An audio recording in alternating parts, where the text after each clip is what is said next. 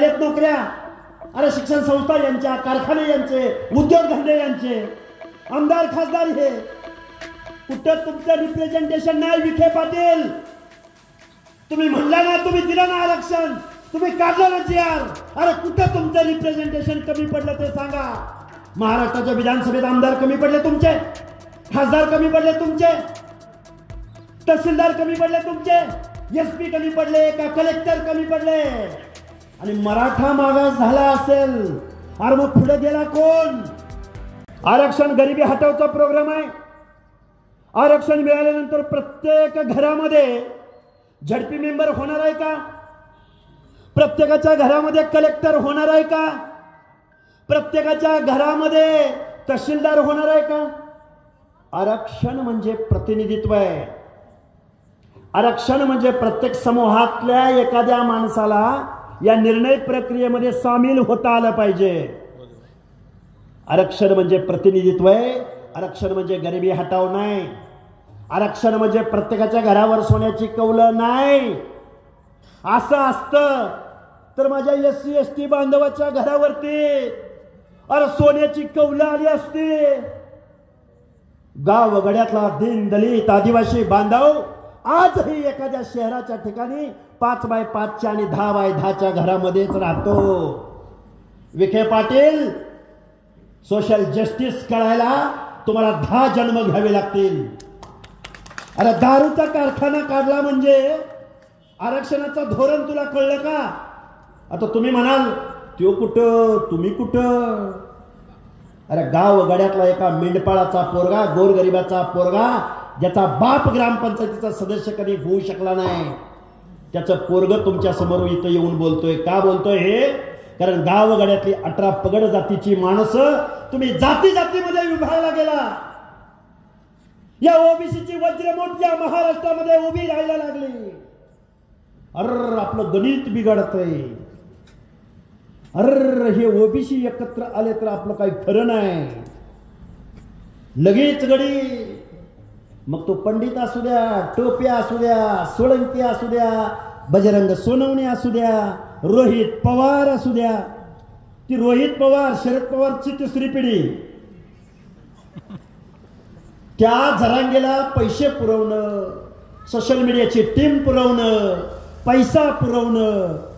इकडं मुंबईला जरांगे पाटलाच्या स्टेजवर जाऊन सुप्रिया सुळे पाठिंबा देते, राजेश टोपे पाठिंबा देतो, शरद पवार पाठिंबा देतात, रोहित पवार पाठिंबा देतात. आणि तिकडं मंडल यात्रा काढली कुणी? राष्ट्रवादी काँग्रेसनं, झारखंड साहेब, बरोबर का? पैठण, हा बाप बेटे सगळी घेऊया. आता सगळ्यांची नावं घ्यायची म्हणलं तर खूप गडबड होईल. हे तुम्हाला का सांगतोय मी? ओबीसीनी ओबीसीला मतदान करायचं आणि ओबीसीचा माणूस नाही भेटला ना एससी एसटीला मतदान करायचं. एससी एसटीचा माणूस नाही भेटला ना माझ्या मुस्लिम समाजाला मतदान करा. आणि आता फक्त ओबीसीवर नाही लढायचं, ओपनच्या जागेवर लढायचं. ओपनच्या कुठल्या जागेवर लढायचं? नाही तुमचं मतदान तिथं. आता बोदेगाव ओपन आहे, तुमचं मतदान नाही, मग कोण होणार इथला सदस्य? तुमचाच सदस्य होणार. पण एकी महत्वाचे, आता जर भांडत बसला ना, आता जर भांडत बसला आणि शिक्षण नोकऱ्या सोडून द्या. आता कुठं राहिलेत नोकऱ्या? अरे शिक्षण संस्था यांच्या, कारखाने यांचे, उद्योगधंदे यांचे, आमदार खासदार हे, कुठं तुमचं रिप्रेझेंटेशन नाही विखे पाटील. तुम्ही म्हणला ना, तुम्ही दिलं ना आरक्षण, तुम्ही काढलं ना जीआर, अरे कुठं तुमचं रिप्रेझेंटेशन कमी पडलं ते सांगा. महाराष्ट्राच्या विधानसभेत आमदार कमी पडले तुमचे, खासदार कमी पडले तुमचे, तहसीलदार कमी पडले तुमचे, एसपी कमी पडले का कलेक्टर कमी पडले. आणि मराठा मागास झाला असेल, अरे मग पुढे गेला कोण? काय व्याख्या? अंधारे साहेब व्याख्या काय? OBC, other backward classes. वकील साहेब, बॅकवर्ड क्लास म्हणजे काय? मागास वर्ग, सामाजिक मागास. सांगतो ना, 2 शब्दाचा अर्थ समजावून सांगतो ना अगोदर. मागास वर्ग, इतर मागास वर्ग. मी एक तुम्हाला शेवटचं बाबासाहेबांचं उदाहरण सांगेन, पण त्याच्या अगोदर सांगतो. मागास वर्ग, मागास वर्ग म्हणजे इथल्या व्यवस्थेपासून किंवा विकासाच्या रेषेपासून जी लोक खूप मागे राहिलेत, मागे पडलेत, मागास राहिलेत, तो मागास वर्ग. आणि मग जर मराठा मागास राहिला असेल तर त्या लाईनवर पोचलं कोण? त्याचा अभ्यास करायचा नाही, त्याचं प्रतिनिधित्व तपासायचं नाही. इम्पेरिकल डेटा म्हणतात त्याला.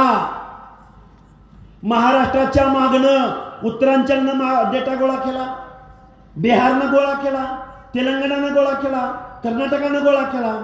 पण ज्या महाराष्ट्राच्या भूमीमध्ये ओबीसीचं आरक्षण चॅलेंज झालं त्या फुले शाहू आंबेडकरांच्या महाराष्ट्रानं मात्र ओबीसीचा इम्पेरिकल डेटा गोळा केला नाही. कारण महाराष्ट्र सामाजिक न्यायाची भूमिका घेणाऱ्या माणसांच्या हातामध्ये नाही. महाराष्ट्र कुणाच्या हातामध्ये? तर घराणेशाही चालवणाऱ्या, कारखानदारी चालवणाऱ्या आणि दारूचे कारखाने चालवणाऱ्या माणसांच्या हातामध्ये महाराष्ट्र दिला. इकडे आला विखे, तिकडे आले पवार, इकडे गेले मोहिते, इकडे गेले पंडित, आणि इकडे कोण तुमच्याकडे काय? पैठण, बुमरे, घुमरे, चार्लिंग चापली, कोण ते? कोण चार्लिंग चापली? काय चिखलीकर? काय बरोबर आहे का? सगळा बरोबर आहे का? आपलं वाटोळं कुठं झालं? आपलं वाटोळं इथं झालं. बाबासाहेबांनी तुमच्या आमच्या मताला लाख मोलाची किंमत प्राप्त करून दिली. वर्षभर ओबीसीची लढाई लढणारे निवडणुका आल्या की वेगवेगळ्या तंबूमध्ये गेले. दादा आलत, पोत्यावर बसलं होतं. बाबा आलत, आमच्या वालगाला जेवायला आलत, आमच्या लग्नात आलं होतं, गडी खुश. अरे पण तुमच्या आमच्या पुढच्या पिढ्यांचे हक्क अधिकार हिसकावून घेतले जात असताना, ओबीसीची संख्या या महाराष्ट्रामध्ये 50 ते 60% असताना, या महाराष्ट्राचं 7 लाख करोड रुपयाचं बजेट असताना, या फुले शाहू आंबेडकरांच्या पुरोगामी महाराष्ट्रामध्ये आजपर्यंत एकही बजेट असं नाही की 60% लोकांच्या सामाजिक न्यायाच्या योजनासाठी 1% बजेटरी तरतूद. पत्रकार बांधवांनो नीट ऐका. ओबीसी 60% ओबीसी त्यांच्या सामाजिक न्याय हक्काच्या योजनासाठी किती टक्के बजेटरी तरतूद? 1%. 7 लाख करोड पैकी अर्ध्याहून जास्त लोकसंख्येला 1% बजेटरी तरतूद. आणि ती 1% कशासाठी? शिष्यवृत्ती, आश्रमशाळांची अनुदान, वेगवेगळ्या महामंडळाला, वसंतराव नाईक महामंडळ 10 कोटी, तांडा वस्ती सुधार योजना 50 कोटी, आश्रमशाळा अनुदान, असं तुटपुंज 1% बजेटरी तरतूद. 1%. आणि कसा ओबीसीचा उद्धार होणार? ओबीसीचं वसतिगृह या महाराष्ट्रामधल्या कुठल्या जिल्ह्याच्या ठिकाणी आहे का? आणि विखे पाटलाचा कारखाना आजारी पडला की त्याला 125 कोटी, 150 कोटी, 232 कोटी कोण देतं? तुम्ही, आम्ही, गावगाड्यातल्या माणसांनी ज्यांना मतदान केलं, ज्यांना आमदार केलं, ज्यांना खासदार केलं, ज्यांना कारखानदार बनवलं, त्या माणसांनी कारखाने काढलं, त्या माणसांनी दारूचं धंदे काढलं, त्या माणसांनी दुधाचा धंदा केला. सत्तेतनं पैसा आणि पुन्हा पैशातनं सत्ता. ताटातनं सांडलं वाटीत, वाटीतनं सांडलं ताटात. आणि तुम्ही आम्ही काय? सरपंच, डायरेक्टर, पंचायतीचा मेंबर, झडपीचा मेंबर. आता पीटी चव्हाण सर माझे झडपी मेंबर आहेत. चव्हाण सर, झडपीमध्ये जाऊन काय काय केलं जातं? रस्ता उखडलाय, रस्त्यावर डांबर टाक. गावातला लाईट गेलाय, लाईट बसव. शाळेचं पत्र उडलेलं, पत्र बसव. आणि ते बी किती? आमदाराच्या आणि त्या पालकमंत्र्याचं पाय धरून धरून धरून धरून पार घायकुतीला येते. पंचायत समितीची आता काय सांगायची गरज नाही, आणि ग्रामपंचायतीची तर काय सांगायची गरजच नाही. तुम्ही आम्ही कुठं आहे? पंचायतीमध्ये. हे बागदार कुठं आहेत? गावगाड्यामधल्या पंचायतीचा मेंबर, गावगाड्यामधला सरपंच, गावगाड्यामध्ये सभापती होऊन चालणार नाही. जिथं तुमच्या आमच्या हिताचा कायदा लिहिला जातो त्या महाराष्ट्राच्या विधानसभेमध्ये आणि देशाच्या लोकसभेमध्ये